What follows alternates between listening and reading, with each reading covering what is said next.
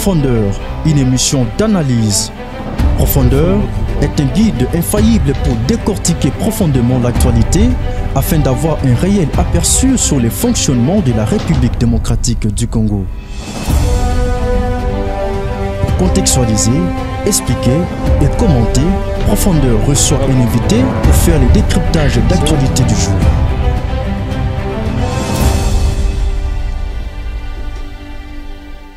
iWeb. Bonjour chers auditeurs et internautes de iWeb, bienvenue dans votre émission Profondeur qui reçoit aujourd'hui M. Paul Mpoutou, il est communicateur de UDPS, parti au pouvoir. Monsieur Paul Mpoutou, bonjour. Bonjour. Bienvenue. Gilbert. Merci. Voilà, très content de vous recevoir une fois de plus sur notre plateau. Moi également. Voilà, chers messieurs, chères dames, aujourd'hui, nous allons analyser en profondeur certaines questions d'actualité en République démocratique du Congo. Il s'agit d'abord du bilan du chef de l'État Félix-Antoine Tshisekedi qui est à la dernière année de son premier quinquennat à la tête de notre pays, la République démocratique du Congo, mais aussi l'assassinat de Chérubin Okende, ancien député national, ancien porte-parole du parti politique Ensemble pour la République, mais aussi ancien ministre des Transports, assassiné à Kinshasa. Les enquêtes sont lancées par la justice. Nous allons creuser à fond ce sujet, mais aussi nous pouvons d'un moment à l'autre parler de ces bras de fer entre l'Église catholique et le régime Tshisekedi. Ce sont là les trois sujets qui seront débattus, qui seront plutôt analysés par monsieur Paul Mpoutou, que j'ai déjà présenté d'ailleurs. Alors, on commence par les premiers sujets, monsieur Paul Mpoutou, le bilan du chef de l'État, Félix-Antoine Tshisekedi. Globalement, comment jugez-vous le bilan de Tshisekedi? Est-ce positif ou négatif? Oui, globalement, le bilan de l'actuel chef de l'État est positif, bien qu'il n'a pas répondu ce bilan n'a pas répondu aux attentes de la population congolaise à 100%. Mais quand nous faisons une étude comparative du Congo avant lui et du Congo pendant lui, nous voyons qu'il y a un changement. C'est pourquoi nous disons qu'il a un bilan négatif et un bilan positif. Vu les avancées significatives que nous avons pu remarquer. Voilà, nous allons aller secteur par secteur. Oui. On ne va pas prendre tous les secteurs, bien évidemment, mais les secteurs clés. Nous commençons par la justice. Je pense que dernièrement, vous avez suivi la déclaration de Tshisekedi lors de l'interview qu'il a accordée à sa porte-parole, Tina Salama, à la RTNC. Dans cette interview, Tshisekedi a reconnu que le bilan de la justice est négatif. Il a regretté le bilan produit par la justice. Cela voudrait dire que c'est un aveu à l'échec. Le chef d'État se reconnaît coupable en quelque sorte parce que c'est lui le magistrat suprême. Oui, le chef de l'État a présenté ses regrets. Cela a été, il l'a fait sur base de ce qu'il comptait parce que lui, son espoir était tourné vers la justice. Parce qu'au début, dès le début de sa prise du pouvoir, il comptait beaucoup plus sur la justice. Il disait l'appareil judiciaire, c'est seul et l'unique espoir pour lui qui devrait élever cette nation. Parce que sans la justice équitable... C'est d'ailleurs dans la Bible, hein, la justice élève une nation. Sans une justice équitable qui est capable de poursuivre tous les criminels économiques et sociaux, donc, on ne peut pas espérer un changement que nous sommes en train de chercher. Vous n'allez pas me contredire. Vous savez, dans notre pays, il y a un système de corruption qui datait de longtemps. Il y a les systèmes de détournement des deniers publics. Il y a des COP qui se font à tous les niveaux, dans tous les secteurs presque. Même à la présidence de la République. J'ai dit... Vous avez dit à tous les niveaux. À tous les niveaux. Même à la présidence de la République. À la présidence de la République, il y a des collaborateurs des chefs qu'on avait vus arrêtés, cités dans les cadres de détournement. Tout à fait. Vous voyez? Donc c'est pourquoi je dis partout, les systèmes de COP, c'est connu de tous que ça débutait avant même l'indépendance. Donc partout quand vous voyez un Congolais, on dit qu'un Congolais a un sang de détournement. Il ne sait pas faire les distinguos des choses qui l'appartiennent. Ces choses, les patrimoines privés et les patrimoines publics. Donc, et aussi, il y a les gens qui sèment la désolation, notamment ici à Kinshasa, à l'est de la République, au centre du pays, à l'ouest, presque partout dans toutes nos villes, dans toutes nos provinces. Est-ce que réellement, c'est la justice qui pouvait nous aider à ce qu'il y ait une diminution de cette désolation dans nos provinces? C'est la justice qui devrait nous aider, qu'il n'y ait plus de détournement au stade que nous avons décrié même avant la prise du pouvoir de l'actuel chef de l'État. Est-ce que cette justice a réellement répondu aux attentes du numéro 1 du premier fils du pays ou aux attentes de la République des Congolais? Je ne pense pas. C'est pourquoi il a présenté ses regrets. Parce que tout son espoir, lui qui est venu avec l'idée d'instaurer réellement l'état de droit, donc tout son espoir pour arriver à l'atteinte de son objectif était placé sur la justice. Mais la justice est là-dessus. On vous attend bien sûr que vous aussi vous êtes dessus, n'est-ce pas, du bilan de la justice. Cela voudrait dire que vous reconnaissez que sur le plan de la justice, vous avez lamentablement échoué. On n'a pas échoué. Il y a eu changement. Mais ces changements le changement se situe à quel niveau? Ces changements n'a pas rencontré à 100% ce que pensaient les Congolais et ce que pensait le premier fils, qui est le président de la République. Non, mais sur le chef de l'État qui est censé sanctionner, parce qu'il a le pouvoir de nommer et de révoquer les magistrats qui sont dans ces pratiques que vous décriez ici sur ce plateau. Pourquoi le chef se plaint au lieu de prendre une décision allant dans le sens de révoquer ces magistrats? Je voudrais aller par un exemple typique. Ce qui l'a poussé même à prendre une décision, parce que je vais même vous parler de cette décision. Laquelle? Je suivais l'audience foraine de kidnappeurs. Un dit, on m'a déjà arrêté autant de fois. Vous voyez, quand quelqu'un qui se met dans ce genre de pratiques et vous l'arrêtez, on les libère. Ici à Kinshasa, avec le système Kuluna, ces jeunes gens sèment la désolation. Quand ils vous attrapent, ils vous rencontrent la nuit. Soit c'est votre mort, soit c'est la perte de vos biens. Mais on arrête un Kuluna le matin, ce qu'on voyait comme mode opératoire lors du régime passé, mais ce système continue. À qui la faute? La faute revient aux animateurs de la justice. Et principalement à qui? Ce n'est pas Tshisekedi. Parce que c'est lui le garant de la nation congolaise. Lui est venu avec une vision. Lui est venu avec une vision. Il a fait appel aux animateurs de la justice, notamment les magistrats. Ce sont les magistrats qui arrêtent, ce n'est pas le Tshisekedi qui arrête. Mais Tshisekedi donne sa vision. Il dit voilà ce que moi je pense ceci. Nous pouvons faire ça, nous devons faire ça. Après que le chef ait donné ses principes et que ce magistrat n'ont pas pris le chef donne des directives. Les chefs donnent des directives. Mais les chefs devraient faire quoi en ce moment-là? Après avoir constaté que les magistrats n'ont pas obtempéré à ces principes, il devrait les révoquer, mettre de l'ordre. C'est pourquoi il a mis, chose qu'il n'a pas faite. Il a mis l'ordre. Il a dit, il avait même promis que bientôt il y aura réforme.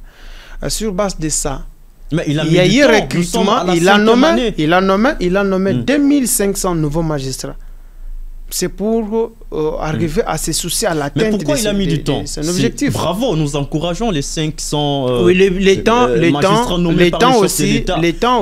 La première année, deuxième, troisième, quatrième, et c'est à la 5e année. Vous savez, il a l'objectif, il a parlé dans sa vision.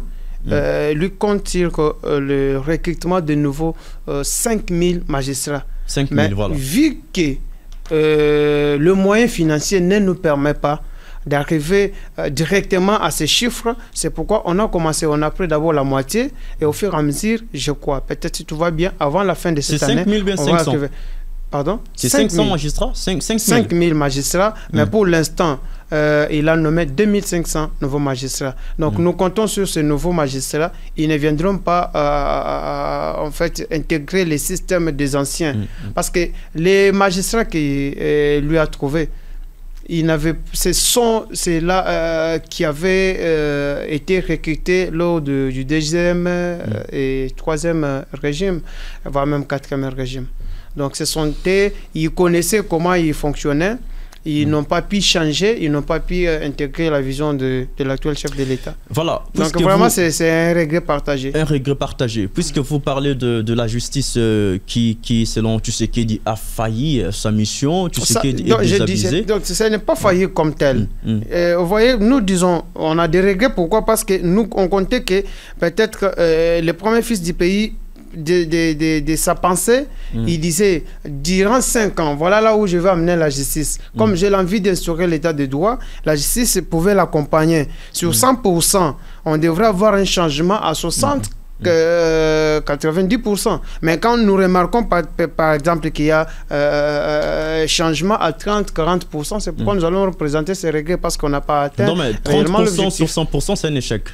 Échec oui, grave, oui, c'est ça. C'est pourquoi nous disons nous avons donc des regrets. Le bilan est négatif sur le plan oui, sur le plan judiciaire, le bilan est négatif, bien qu'il y ait eu changement à 30-40%. Voilà. Parce que ce que nous avons vu, les arrestations qui s'opèrent sous ce régime, ça n'était pas le cas il y a quelques années passées avant que lui soit. On va prendre le deuxième secteur, il s'agit de la sécurité. Je vais prendre les discours de Tshisekedi prononcés en 2021 à Beni, dans la province du Nord Kivu. Il a dit ceci: je suis venu au pouvoir pour contribuer à améliorer tant soit peu les conditions de vie de nos concitoyens et dans les conditions de vie de nos concitoyens. La priorité, c'est la sécurité. Donc pour Tshisekedi, la priorité, c'est la sécurité. Et là où ça choque, c'est là où Tshisekedi a dit ceci: tant que je n'aurai pas réglé ce problème de sécurité, je n'aurai pas réussi mon mandat. Donc, Tshisekedi était conscient que si, à la fin de son premier quinquennat, il ne réussit pas, n'est-ce pas, à imposer la paix dans la partie est du pays, son mandat, sur le plan sécuritaire, est négatif. Et là, nous sommes à la dernière année de son premier quinquennat. Nous avons la guerre au Nord Kivu, au Sud Kivu, dans l'Est de manière générale, et dans l'Ouest, nous avons Kinshasa et d'autres coins qui sont en insécurité. C'est un peu partout. On parle des phénomènes de kidnapping ces derniers temps, on parle des trafics d'organes. Nous avons l'impression que l'ensemble du pays est insécurisé. Donc, tu sais que dit, même si ce plan de la sécurité a échoué. Vous savez, nous devons quand même faire un pas en arrière pour arriver à comprendre la situation sur le plan sécuritaire, comment ça a été. Notre pays avait beaucoup de groupes armés. Il y avait l'insécurité au centre du pays, il y avait l'insécurité dans les Bandundu, il y avait l'insécurité de la partie Katanga, à l'est de notre pays. Ici à Kinshasa, n'en parlons pas avec les systèmes Kuluna, tout. Mais avec la nouvelle gouvernance, nous constatons qu'il y a eu changement. Bien que ce n'est pas à 100%, comme je l'ai dit au début, que nous avons le bilan positif, mais qui n'est pas largement négatif, positif, parce qu'on n'a pas répondu à 100% aux attentes de la population congolaise. Voilà. Mais il y a eu quand même des avancées significatives presque dans tous les secteurs. Sur le plan sécuritaire, comme vous avez dit, bien sûr, je l'ai dit, il y avait beaucoup de groupes armés, mais avec certaines décisions ou mesures prises par le numéro 1, le commandant suprême, mais il y a eu quand même changement, notamment à l'est de notre pays. Il a pris une décision d'instaurer l'état de siège. C'est ce qui a produit beaucoup de fruits. Lesquels? Parce que le jour les Congolais, les Congolais, beaucoup de Congolais n'ont pas pu maîtriser, mais nous voulons un peu essayer un peu de. Voilà, c'est d'ailleurs ça l'objectif de l'émission. Expliquer les fruits qu'a produit cette décision d'instaurer l'état de siège. ça nous a permis à neutraliser beaucoup de groupes armés qui opéraient, qui semaient la terreur à l'est de notre pays. Tous ces groupes-là ne sont plus encore visibles. Tous ces groupes, tous les groupes armés n'agissent plus dans l'est de notre pays. La plupart. La plupart. Donc certains groupes agissent actuellement, il y a que les ADF, qui sont là, et aussi avec le Rwandais. Les M23. Mais vraiment un grand travail était déjà fait. Nous avons aussi les Codeco en Ituri qui sèment la terreur. Codeco, si vous voyez Codeco, là, il y avait beaucoup de couches de Codeco, mais il reste qu'une seule couche de Codeco. Je crois, vous n'allez pas me citer plus de 5 groupes armés qui sèment encore la terreur à l'est de notre pays. C'est pour vous dire que... D'après, pour vous relancer... En dehors de ça, il y avait beaucoup... D'après des rapports pondu par certaines organisations de droits de l'homme, il y a une centaine de groupes armés qui pillent nos richesses dans l'est du pays. Une centaine. Non. Mais vous savez, avant Tshisekedi, il y avait 250, plus ou moins 250 groupes armés. Mais beaucoup ont répondu à l'appel du chef de l'État. Parce que, selon lui, c'est quelqu'un qui n'a pas pris le pouvoir par le sang. Il ne voulait pas que le sang de ses frères et sœurs puisse couler parce que ça ne pourra pas nous amener au changement tant voulu par les Congolais. Et lui, c'est un homme de dialogue. Il veut travailler avec tout le monde. Il veut que les Congolais comprennent que sans eux, on ne parlera pas de la RDC. Et le Congo n'ira pas de l'avant. Parce qu'un Rwandais ne viendra pas pour nous aider à avancer réellement. Le Rwanda, nous connaissons bien leur comportement. Alors, avec l'instauration de l'état de siège, ça nous a permis d'abord, libérer 17 000 hommes qui étaient entre les mains des rebelles. Et on a récupéré 350. Moi, je vous donne des chiffres, des statistiques qui viennent de la source. Quelle source? Éclairer notre lanterne utilement. Vous parlez de plus de 7 000, c'est ça? Le gouvernement, oui. Gouvernement. Ma source, c'est le gouvernement. Il a dit quand? Parce que dans aucun compte rendu du gouvernement, on a vu si vous allez vérifier, il y a à peu près 3500 femmes qui étaient aussi récupérées, qui se trouvaient... Non, vous dites que votre source, c'est le gouvernement. Aucun rapport. Oui, si vous entrez dans les sites internet du gouvernement, vous allez trouver ces chiffres que je vous donne. Ah bon? Il y a réduction totale des groupes armés qui opéraient à l'est de la RDC. Total, bien partiel. En fait, il y a une réduction partielle, oui, voilà, merci, que nous avons constatée avec l'instauration de l'état de siège. Il y avait des conflits intercommunautaires, notamment dans l'espace Katanga, avec les Bakatakatanga, les Katangais et les Kassaïens s'entretuaient là-bas. Les Teke et les Yaka au Grand Bandundu. Les Teke et Yaka ici dans les Bandundu. Mais vous constatez que dans l'espace Katanga, dans la province du Tanganyika, il n'y a plus encore ce conflit-là. Même entre les Kassaïens et les Katangais, il n'y a plus encore de problème. Ils vivent comme des frères et sœurs. Tout ça, ce sont les bons fruits c'est l'avancée significative que nous parlons sur le plan sécuritaire. À l'est de la RDC, je crois, il y a une réduction partielle, parce que à part que les Rwandais qui opèrent sous la casquette d'M23 et les ADF, Codeco, une couche de Codeco, il n'y a pas encore que plus de 5 groupes armés. Le premier fils n'est pas à l'aise. Il n'a pas réussi parce que c'est voir réussir réellement, vivre en paix comme il l'avait promis. C'est au moment où il verra son pays, donc la paix et la stabilité en train de régner partout sur toute l'étendue de la République démocratique du Congo, son pays. Donc, il va se taper la main sur la poitrine pour dire voilà, j'ai réussi. Pour l'instant, il n'a pas réussi. Il continue. C'est pourquoi vous le voyez, il ne dort pas. Il prend contact de gauche à droite avec les uns les autres. Il n'a pas réussi, pourtant il demande un second mandat. C'est contradictoire. Vous avez échoué, vous demandez un second mandat au peuple congolais. Non. Vous savez, prenez par exemple 18 ans. du régime passé. Dans les 18 ans, est-ce qu'on a remarqué réduction de groupes armés? Non, même pas à 10%. Mais quand vous remarquez avec ce nouveau régime, dans 4 ans, dans 5 ans, et vous remarquez ce genre de choses, nous devons quand même acclamer. Avec les systèmes Kuluna, communément appelés Shege, nous appelons Shege dans d'autres provinces. Il y avait des Kuluna au Kasaï, dans le Congo central, dans le Katanga, ici à Kinshasa. Même beaucoup plus ici à Kinshasa, ça avait pris l'ampleur. Mais vous connaissez, c'était ça la situation avant sa prise du pouvoir.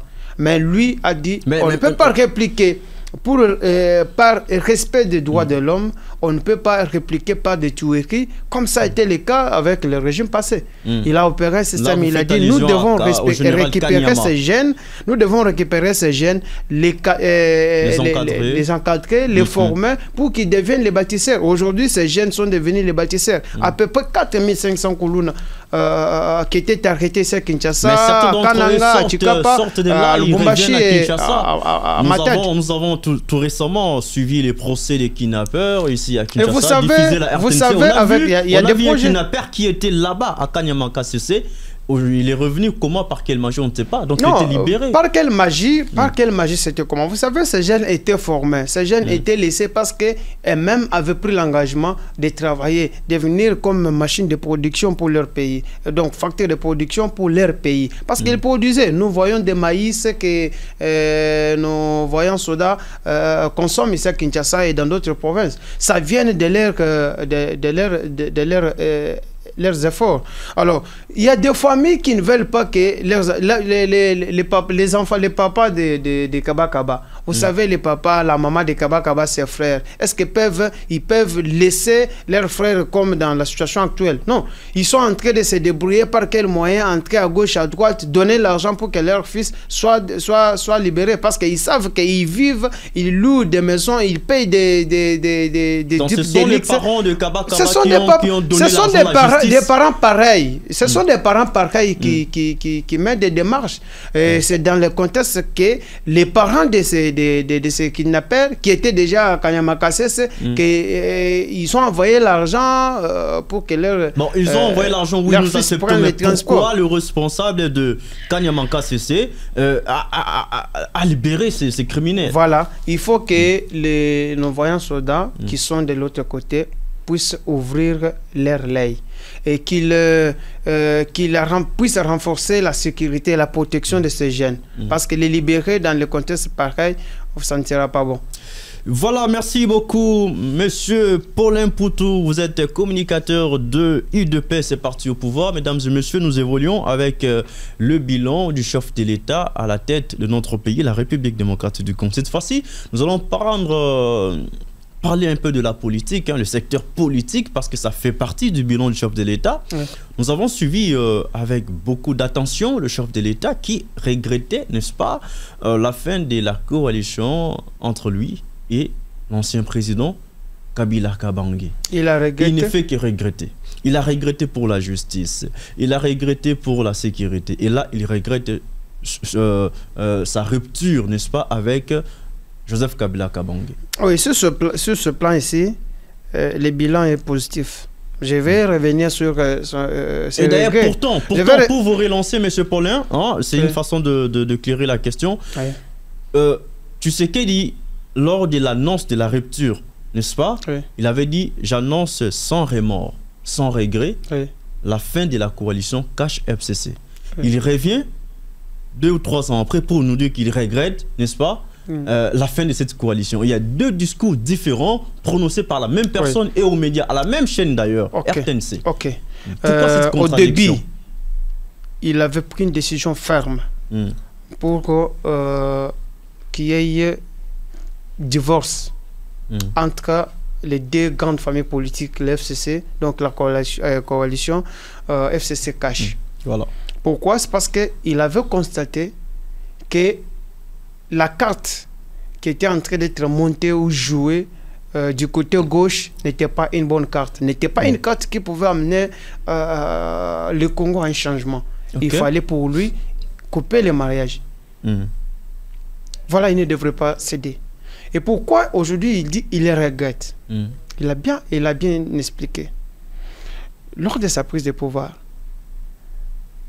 il y a les autres qui, pour eux-mêmes, disaient qu'au moment où il y a eu changement, il y a eu alternance politique, notre place n'est pas encore la République démocratique du Congo. Il nous faut aller ailleurs, vivre ailleurs. Mais lui n'a pas voulu faire ce qu'il pensait. Parce qu'ils savent ce qu'ils avaient commis comme crime dans ce pays. Crime économique, crime humain et tant d'autres. Il a dit, je pardonne tout le monde. Il a pris le nom de Manassé. Pour pardonner tout le monde, tous les malfaiteurs, Manassé. Manassé signifie tout oublier. Il a oublié tout le mal. Ok, je vois. Tout le mal que les acteurs politiques du régime passé avaient commis dans ce pays. Il a dit, nous voulons travailler avec tout le monde. Voilà. Ce sont mes frères et sœurs congolais. Avec eux, nous allons avancer. Mais eux avaient une carte. Ils n'étaient pas dans ce que lui pensait. Ils voulaient toujours continuer dans leurs mauvaises habitudes de voler. Ou soit ils pensaient que les pouvoirs ne pouvaient pas tourner. Donc ils étaient nés dirigeants. Ils pouvaient vivre dirigeants et ils doivent mourir dirigeants. Non. Aujourd'hui, avant eux, il y avait des gens qui avaient dirigé ces pays. Et eux ont dirigé ces pays. Après, il doit y avoir d'autres personnes. C'est comme ça. Hier, c'était avant Tshisekedi. Aujourd'hui, c'est Tshisekedi. Demain, ça sera quelqu'un autre qui va dire soit ça sera vous, soit ça sera moi. Ah oui, c'est possible. Je suis congolais, je peux devenir président autant que vous. Hein. Donc, son regret, c'est de voir ses frères et sœurs se comporter comme s'ils étaient encore le pouvoir. Ils avaient encore le pouvoir. Donc, il pensait que c'est eux ou rien. Donc, le président de la République ne pouvait pas faire quelque chose. Donc, et avait les bâtons de commandement dans leurs mains. Mais comment expliquer? Pourquoi regretter quelque chose qui t'a causé du tort par le passé? On ne regrette que la bonne chose. Il a regretté le comportement de ses frères. Des dinosaures, des tueurs. Non, il n'a pas regretté voleurs. Le comportement de tous ces qualificatifs-là, non. Il a regretté la fin de la coalition. J'ai dit, c'est moi. Non, ce n'est pas lui qui l'a qualifié ainsi. Qui les a qualifiés ainsi. Ça, c'est moi. Ça émane de moi. Ah, là, c'est vous. Ça émane de moi. Je vois. Donc, j'ai dit, par rapport au crime qu'ils avaient commis dans ce pays, mais lui a pardonné tout le monde. Il a voulu travailler avec tout le monde, qu'ils comprennent qu'il y a eu changement du pouvoir, il y a changement du régime. Alors nous devons tous travailler pour que le Congo avance. Mais et pourtant, il avait une autre carte, comme je l'ai dit. C'est ça son regret. Il regrette de voir que ses frères et sœurs continuent toujours à vivre comme si ils avaient le monopole de voler, le monopole de tout faire. Alors que vous aussi pouvez voler. Non, mais ils n'ont pas le monopole de voler. C'est-à-dire vous aussi pouvez voler. Vous savez une chose. Dans ces pays, les gens disent que ce régime, c'est un régime de détourneurs. C'est un régime de voleurs. Mais il y a des millions, des 32 millions, 33 millions, 45 millions. 50 Nous avons vu ici 55 millions. Autant de millions qu'on a investi à Bandundu pour nous produire, pour que nous puissions récolter une université. Vous avez des preuves. Vous avez des preuves que Matata Ponyo a détourné. L'université Matata Ponyo. Vous avez des preuves qu'il a détourné. L'université Matata Ponyo. Preuve. Nous n'avons pas vu. Nous n'avons pas vu les preuves que Matata a détourné l'argent. Oui. Moi, je présente des preuves. Ça m'engage que moi. On en a besoin. Donc, on a engagé autant de millions. Nous n'avons pas vu même un sac de maïs vendu à Kinshasa. Même pas un sac. Même pas un sac. Vous êtes conscient? Même pas un sac de maïs.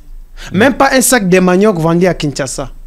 Mais nous avons vu qu'une meilleure université. Vous savez, cette université, c'est la première université de la République démocratique du Congo. En quoi? Une université privée. En quoi? Mais il y a tout.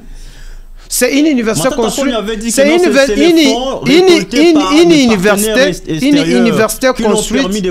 une université construite aux standards internationaux. Où il est mal? C'est pour les Congolais. Qui dépasse l'université de Kinshasa? En quoi? En notre première université en grandeur? Il y a tout là-bas. Non, l'université de Kinshasa, il y a tout là-bas. Pour voir cette université faire face, concurrence avec l'université de Kinshasa, c'est actuellement où il y a eu les travaux que vous avez vus. où l'université de Kinshasa Matata Ponyo, apportait une nouvelle sujet, c'est un raccordement frauduleux. Donc, voilà. Matata Ponyo avait dit que non, il a construit cette université avec les fonds, n'est-ce pas, des bailleurs internationaux. Quels bailleurs internationaux qu'il avait financé? C'était la Banque mondiale, c'était les FMI ou c'était la BAD? Et qu'il cesse de distraire les Congolais. Voilà, nous continuons cet exercice de redevabilité parce que quand on gère l'État, on gère le pays comme les nôtres, bien sûr, on doit à un certain moment s'arrêter et dire au peuple congolais ce que vous avez fait et ce que vous n'avez pas encore fait. Et là, M. Paulin Poutou, qui est communicateur de UDPS, est en train, n'est-ce pas, d'analyser ce sujet, des bilans de tout ce qu'il dit à fond et avec beaucoup, apparemment, de sincérité parce qu'il des fois il reconnaît et voilà, c'est un peu équilibré. Alors, on va parler de l'économie, de la vie sociale de manière générale. Monsieur Paulin Poutou, communicateur, vous êtes de UDPS. Sur le plan économique, social, sincèrement, est-ce que le bilan de Tshisekedi est positif? De l'ère commune à 25. Oui, sur le plan socio-économique, d'abord je parle du social, je vais citer par l'économie. Les sociales, il y a encore des avancées significatives que nous avons constatées. Les sociales à 3 domaines. Nous avons l'éducation, nous avons la santé et nous avons l'épargne de la ménagère. Sur le plan éducation... Le logement fait aussi partie de la vie sociale. Oui, ça fait partie sociale aussi. Merci. Sur le plan éducation, avec la nouvelle vision, la nouvelle gouvernance, il y a eu une récupération pour l'instant de plus de 7 millions d'enfants congolais qui ont regagné le chemin de l'école avec l'opération gratuité de l'enseignement. Cette décision qui se trouvait dans la Constitution, qui manquait un acteur amoureux de son pays pour son application. Donc, Tshisekedi a pris une décision phare d'instaurer la gratuité de l'enseignement. Il y a à peu près plus de 200 écoles, certaines déjà construites, terminées, les autres en cours. Les travaux sont en cours. Dans le cadre aussi du programme de 145 territoires, on a prévu la construction et réhabilitation et construction des écoles dans presque tous les territoires de la République démocratique du Congo. Il y a... Réhabilitation ou construction? Je parle de la construction. Ça, c'est dans le cadre du programme de 145 territoires. Des écoles que vous avez construites? Des écoles. Il y a certaines autres déjà terminées. À Kinshasa, il y a des écoles qu'on est en train de réhabiliter. Il n'y a pas de construire. Aussi, à Kinshasa, on n'a pas encore construit. Je parle dans ces programmes-là, des programmes de 145 territoires, ça concerne que les territoires, les milieux ruraux. Donc, il y a plus de 200... Non, le programme de 145 territoires concerne aussi Kinshasa. Kinshasa est concerné par ce programme. Les 145 territoires. Kinshasa n'est pas concerné. Vous en êtes sûr? Kinshasa, Lubumbashi, Bukavu, Kananga, Matadi, Kisangani, Kolwezi, les Kassi ne sont pas concernés. Seulement dans des milieux, dans les territoires. Les milieux ruraux. En fait, oui. On a prévu plus de 200 écoles qu'on est en train de construire. Certaines autres parmi les 200 sont déjà terminées. On attend la remise de ces écoles. Il y a à peu près 63 500 enseignants nouvelle unité qu'on a mécanisés et payés. Il y a eu réajustement des frais de fonctionnement, même des salaires des enseignants. Donc, dans les 600, dans 63 000, il y a 4 500 enseignants du primaire, il y a 17 000 enseignants du secondaire et il y a 1500 enseignants du maternel plutôt. Maternel, oui. Vous voyez, nous voyons la construction de 5 nouvelles universités. Lesquelles? Il y a l'université de Kananga, au Kasai central. Il y a les l'université... travaux n'avancent même pas là-bas. Les travaux avancent. Les travaux avancent Au début, là, c'était au pas du Caméléon, mais ça avance maintenant. Il y a l'université de Mbujimaï, l'université officielle de Mbujimaï, il y a l'université de Bukavu qu'on est en train de construire. Dans cette même ordre d'idées, il y a la réhabilitation de certaines autres universités. Notamment vous avez dit 5 universités en construction. Vous avez cité 3. Il y a 5. 5 universités. Vous avez cité Bukavu, vous avez cité Bukavu, il y a l'université de l'Ituri. Ituri, et il y a encore l'université. À l'est, là, il y a 3 universités. Il y a certaines autres universités d'où on est en train de réhabiliter et construire de nouveaux auditoires. L'université nationale pédagogique. Il y a ici à Kinshasa. L'IPEN. Si vous arrivez là, vous allez trouver qu'il y a de nouveaux auditoires qu'on a construits. Nous avons l'université de Kinshasa. Allez-y aujourd'hui voir la nouvelle robe qu'a portée l'université de Kinshasa. C'est là où sont logés les athlètes de la 9e journée de la francophonie. Depuis que le Congo est indépendant, l'unique université que l'État congolais a construite, c'était l'université de Lubumbashi. Mais il faut attendre l'arrivée de Tshisekedi, Félix, pour voir l'État congolais construire ses propres universités. Et l'UPEN a été construite par qui? C'est pas par l'État congolais? Université pédagogique nationale. L'IPEN d'abord. ISP Gombe a été construite par qui? L'IPEN. Je parle des universités. L'IPEN à l'époque n'était pas une université. C'était un institut supérieur. Vous voyez? Je parle de la première université de l'État que l'État avait construite, c'était l'université de Kinshasa et de Lubumbashi. Parce que l'UNIKIN n'était pas l'université de l'État, vous le savez. Tout à fait. Oui. Mais il faut attendre que Tshisekedi vienne pour qu'on voie l'État congolais en train de construire ses propres universités. L'université du Congo central. Si vous arrivez aussi à l'IEC, l'université Congo, c'est étatique, c'est pour l'État, construite par l'État congolais. Si vous arrivez à l'IEC, non, là c'était pour les premiers volets. Oui. Si vous arrivez, l'université Congo a été construite par l'État. Il y a l'IBTP qu'on est en train de réhabiliter et construire aussi de nouveaux auditoires. Il y a aussi l'IEC. Allez à l'IEC Gombe. L'université de Kisangani, construite par l'État congolais aussi. L'université, l'ISP Gombe aussi. Il y a des auditoires, de nouveaux auditoires qu'on est en train de construire. Tout ça, ce sont les fruits de la bonne gouvernance du président Félix.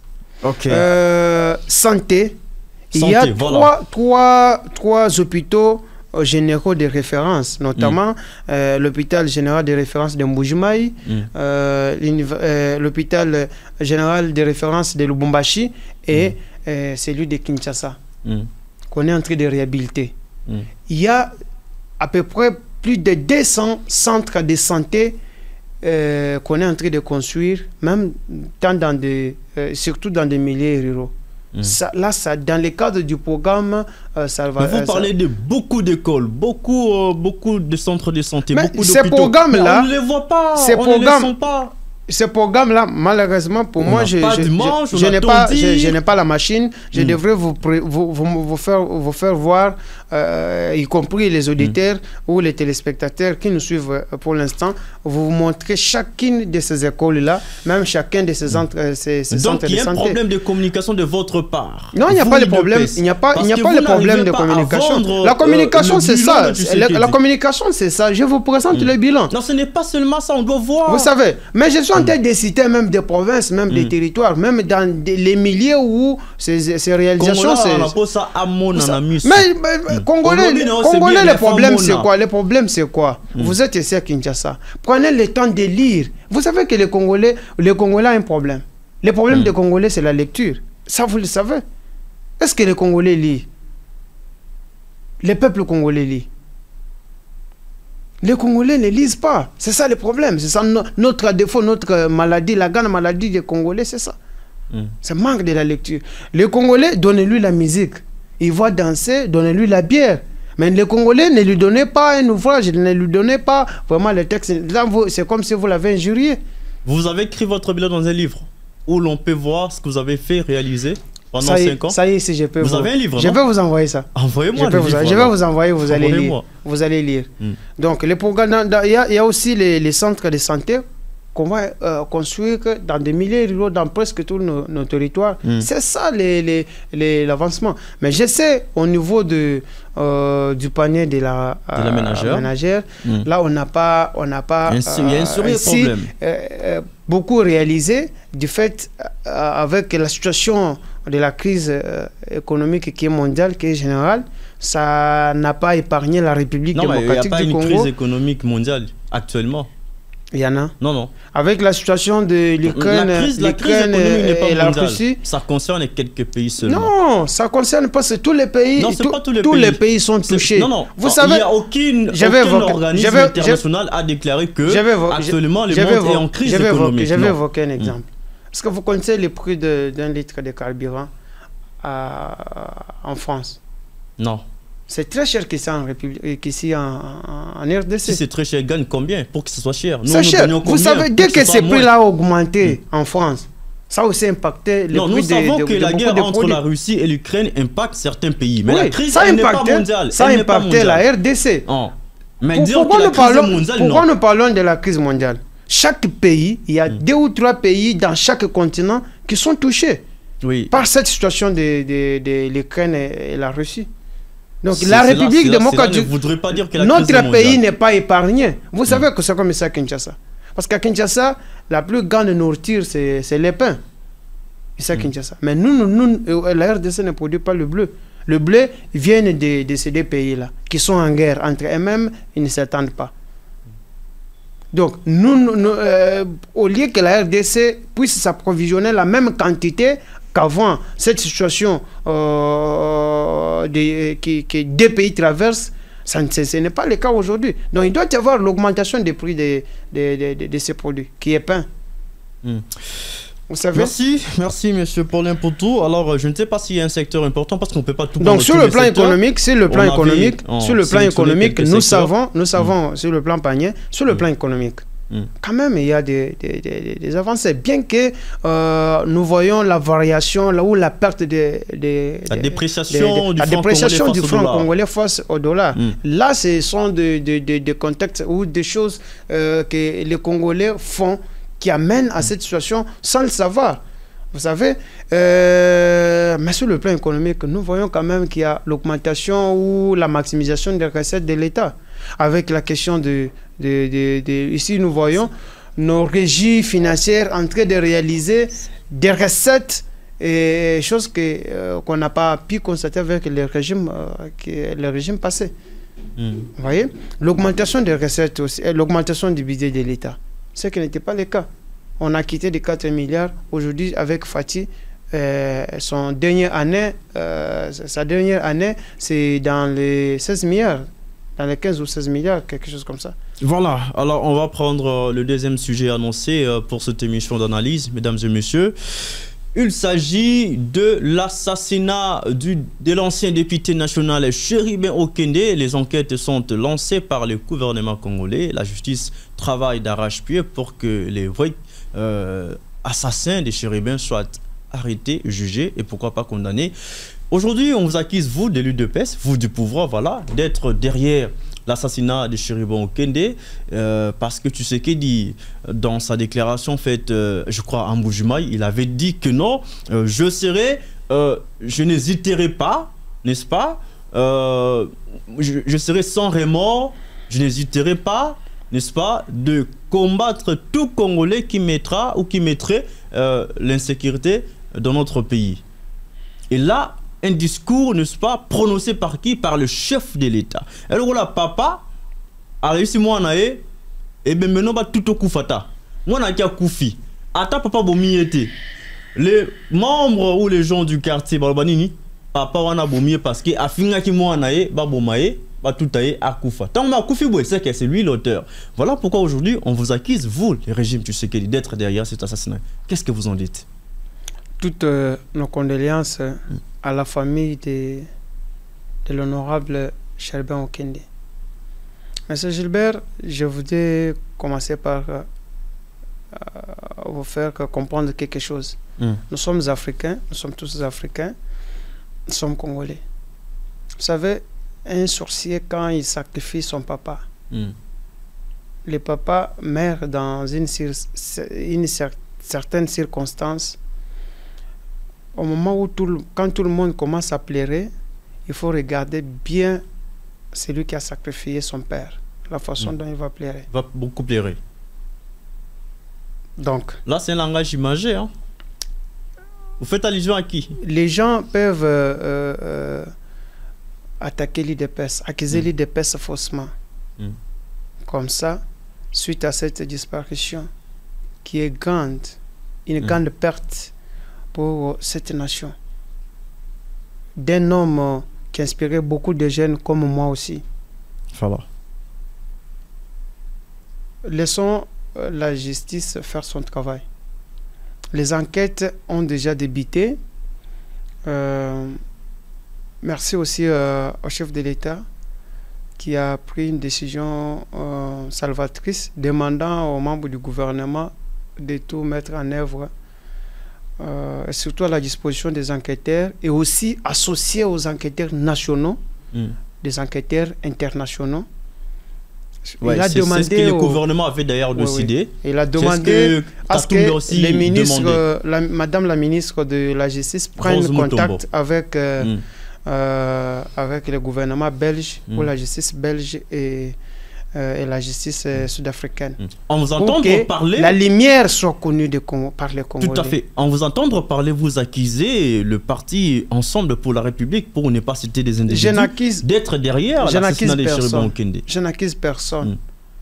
Parce que la justice a déjà commencé à faire son travail. Donc, on attend nous allons connaître, attendons tous les résultats de la justice. Mais je demande aux sorciers de ne pas plairer Chérubin Okende. Le sorcier qui pleure beaucoup, c'est Moïse Katumbi. Donc c'est lui l'auteur de Pourquoi vous voulez citer le nom du président Moïse? On peut citer. Parce que là, vous parlez droit avec des lignes courbes. Moi, en tant que journaliste, je sais comprendre, je sais voir. Il s'agit je me demande, les gens peuvent dire l'IDPS. Est-ce que l'honorable Chérubin Okende, paix à son âme, avait des problèmes particuliers avec l'IDPS? Qui de l'IDPS que cet homme avait des problèmes? Qui de cet homme? Est-ce que cet homme avait des problèmes avec un de ses anciens collaborateurs du gouvernement? Je ne pense pas. Même avec le chef de l'État, qu'on est en train d'accuser, tout. Vous savez une chose, je vais vous faire voir une chose. Excusez-moi de faire une petite... Excusez-moi de faire... Moi, ça peut être 45, donc 10e fois. Non, vous. Mais l'UDPS, ça c'est communicateur. L'UDPS, ça c'est communicateur. Non, mais pourquoi le numéro 1 de l'UDPS ne l'a pas fait? Présenter officiellement ses condoléances à Moïse Katumbi. Augustin Kabouya l'a pas fait. Vous n'avez pas vu le Premier ministre dans la famille. Il n'est pas de l'UDPS. Le Premier ministre n'est pas de l'UDPS. Je parle de vous, parti politique UDPS. Je ne parle pas des régimes Tshisekedi. Parce que le gouvernement a présenté ses condoléances. Le chef de l'État a présenté ses condoléances. Suivez toutes les sorties. En tant que parti politique. Suivez toutes les sorties des membres de l'UDPS. Non, moi je parle de votre chef, Augustin Kabouya. Il l'a pas fait. Notre chef l'a fait. Vous savez, est-ce que faire quelque chose, il faut toujours le faire publiquement comme les sorciers le font? On doit le savoir, il l'a pas fait. Comme le font les sorciers. Là, vous serez très content. Non, faisons quand même. Excusez-moi, M. Gilbert. Je voudrais faire comprendre aux Congolais quelque chose. Vous savez, avec les soi-disant journalistes, ces trucs-là, il y a un journaliste qui a dévoilé, c'était à 14 h, que l'honorable Chérubin Okende est enlevé. Voilà. À 14 h. Mais la Cour constitutionnelle a reçu son garde de corps à 16 h. Vous voyez? Ces mêmes personnes disent qu'il a été enlevé à la Cour constitutionnelle. À la Cour constitutionnelle, il a fréquenté 2 fois. Ils disent qu'il était parti à la Cour constitutionnelle, accompagné de son garde de corps et son chauffeur. Ils étaient partis 2 fois, oui. La Cour constitutionnelle l'a vu 2 fois, à 11 h, que le monsieur est allé au bureau et il est rentré à 16 h. Mais à 14 h, il y avait déjà certains journalistes qui avaient déjà publié que l'honorable est enlevé. Ça, c'est la première question que je me pose. Deuxième question que je me pose. L'honorable Chérubin Okende, un ministre honoraire, à son état, il manquait un assistant. à son état, il manquait un maître avocat privé. Juridiquement, moi, je n'ai pas fait les études juridiques. De ce que je sais, selon certaines procédures judiciaires, M. Gilbert est invité à la justice. M. Chérubin. Non, non, moi je parle de vous. Ah, ok, c'est un exemple que vous prenez. Est invité par une certaine cour. Mais si lui n'est pas disponible pour aller répondre, qui peut aller répondre? Mon avocat. C'est son avocat. L'honorable invité à la cour constitutionnelle, lui ne vient pas. Il n'envoie pas son avocat, mais il envoie son garde du corps. Pas pour qu'il réponde à l'invitation. Non, non, pas pour demander les reports. Oui, oui. Mais qui peut demander? C'est soit l'individu lui-même ou soit son avocat. Mais lui-même avait demandé. Lui-même n'était pas. À son garde du corps qui Monsieur Gilbert, l'honorable n'a pas foulé ses pieds dans un des bureaux de la Cour constitutionnelle. Vous venez de dire qu'on attend les résultats des enquêtes qui sont lancées. C'est ce que j'ai dit. Mais là, vous affirmez sur base de quoi? Non, moi je ne confirme pas. Quand je vous ai posé la question, je ne confirme pas. S'il vous plaît, quand je vous ai posé la question de savoir, vous de l'UDPS, on vous accuse d'être derrière l'assassinat. Vous avez dit non, attendons, n'est-ce pas, les résultats finaux de l'enquête. Mais là, vous les heures que j'ai citées, les heures que j'ai données, toutes ces informations. D'abord, les heures, les 2 heures, de 11h à 16h, c'est le président de la Cour constitutionnelle qui l'a dit. Les heures, 14 heures, ce sont les journalistes que vous connaissez qui avaient publié. Alors, l'honorable n'a pas foulé ses pieds à la cour, c'est le président qui l'a dit. Parce que le président a vu que les gardes qui est venu avec les courriers, deux fois, il est venu à 11 heures et il est revenu à 16 heures. Alors, le reste des choses, ça c'était mon point de vue, mon analyse que je fais. C'est mon analyse que je fais. Au témoignage de mon analyse que je fais. Du chauffeur de Chérubin auquel mon analyse que je fais. Alors, du reste, nous demandons à ce que les enquêtes puissent se poursuivre pour que la lumière soit connue de tous. Je demande aux sorciers de ne plus continuer d'abord à pleurer. Je demande aux sorciers de ne plus accuser l'IDPS parce que l'IDPS n'avait aucun conflit, n'avait aucun problème avec l'ancien ministre et l'honorable Chérubin Okende. Vous faites foi, n'est-ce pas, au propos du juge de la Cour de cassation lors d'un point de presse, oui. Mais vous ne faites pas foi au propos du garde du corps de Chérubin Okende. 2 points de mesure. Pourquoi seulement vous? Non, les gars, on a dit qu'il est entre les mains de la justice pour qu'il se justifie, pour des raisons d'enquête, que lui explique le fait, comment était le fait. Et c'est pourquoi, demain le lendemain, il y a les mêmes journalistes, si on les invite aussi, parce que j'ai suivi même le ministre de la communication, Patrick Mouya, a demandé aux journalistes invités de venir calmement et poliment répondre. Parce qu'ils nous disent... Il va répondre aujourd'hui. Oui, qu'ils nous disent réellement à 14h. Et avait déjà publié l'information, ou les informations selon laquelle l'honorable est enlevé. Mais qu'ils nous disent, mais à 14h, l'homme enlevé, à 16h, il envoie encore... voyez un peu son garde. Ici, nous faisons l'analyse. Moi, je ne confirme pas, je ne dis pas c'est X ou Y qui a tué l'honorable, qui a assassiné l'honorable. Ici, je réfléchis en tant que Congolais, en tant qu'intellectuel, bien que je ne suis pas juriste pour entrer, commencer à analyser le fond ou la forme. Ici, je suis d'abord dans la forme de le fait. Est-ce que l'honorable a son rang? Il pouvait manquer un assistant qui pouvait envoyer pour aller déposer le courrier. Il pouvait manquer un avocat particulier privé qui pouvait aller répondre à sa place ou aller demander les reports de la date qui était fixée pour qu'il réponde à la Cour constitutionnelle. Voilà, on le saura un peu plus après. Je demande aux sorciers de cesser avec de fausses accusations à l'égard de notre parti. Monsieur Paulin Poutou, nous allons prendre le tout dernier point pour finir avec cette émission. Il s'agit des bras de fer, les nouveaux bras de fer engagés entre le chef de l'État, le régime Tshisekedi, et puis l'Église catholique.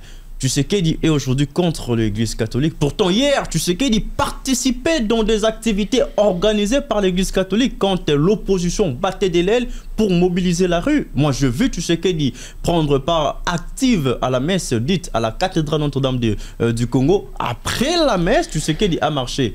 Hier, l'Église soutenait l'UDPS. Et aujourd'hui, vous voulez que l'UDPS vous soutienne alors que vous avez échoué selon l'Église catholique. Non, M. Gilbert, le président Félix n'a aucun problème avec l'Église catholique. Donc c'est le régime qui a un problème avec l'Église. Il n'a aucun problème, même le régime Tshisekedi n'a aucun problème avec l'Église catholique. Il ne faut pas faire... C'est quoi le problème il ne faut pas confondre les choses. Veuillez nous éclairer utilement.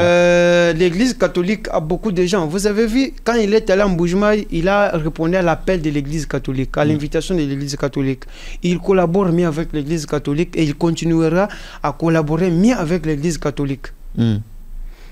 Mais au sein de l'Église catholique, il y a certains individus qui s'éveillent, qui sont autorisés, qui sont libres de tout faire, de tout dire, qui veulent diviser les Congolais. Ils profitent de leur casquette, de des responsabilités que leur confiées par l'Église pour commencer à agir au nom de l'Église. Non. Non. Et ce sont les hommes politiques qui ont porté des robes de l'Église catholique et qui veulent agir au nom de l'Église catholique. Le point de vue des X de l'Église catholique n'est pas le même point de vue des Y de l'Église catholique. Bon, l'Église catholique n'a aucun problème avec l'Église catholique. Mais vous savez au moins que... Mais les dires du président Félix, c'était vis-à-vis de ces hommes politiques qui sont dans l'Église catholique, qui profitent de leurs responsabilités qu'ils assument au sein de l'Église pour commencer à chercher à diviser les Congolais. Les Congolais en cette période où nous sommes attaqués par les pays voisins, qui est le Rwanda, qui veulent violer les Congolais, qui veulent tuer les Congolais, voler nos richesses.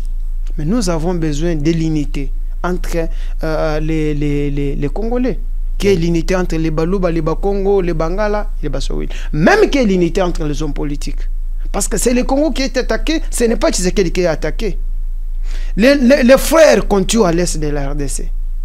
Je ne pense pas que si on tue 5 personnes, il y a 3 personnes de la famille de Tshisekedi.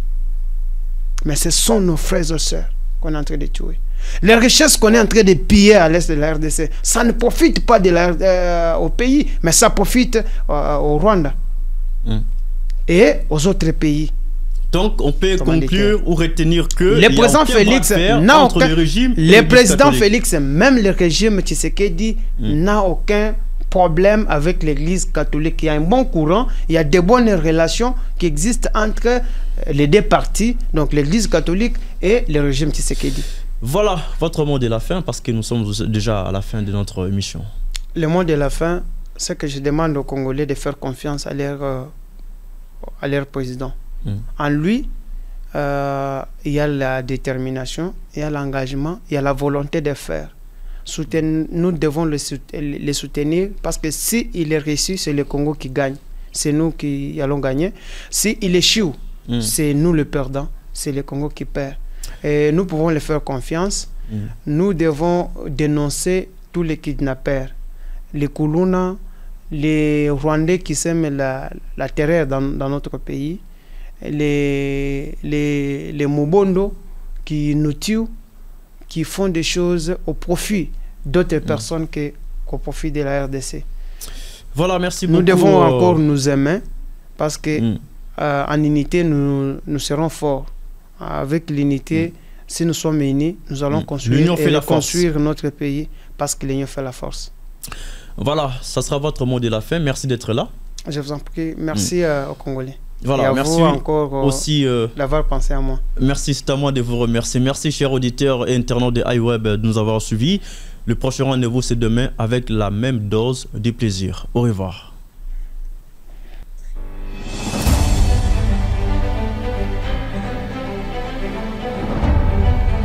Profondeur, une émission d'analyse. Profondeur est un guide infaillible pour décortiquer profondément l'actualité afin d'avoir un réel aperçu sur les fonctionnements de la République démocratique du Congo. Contextualiser, expliquer et commenter, Profondeur reçoit un invité pour faire le décryptage d'actualité du jour.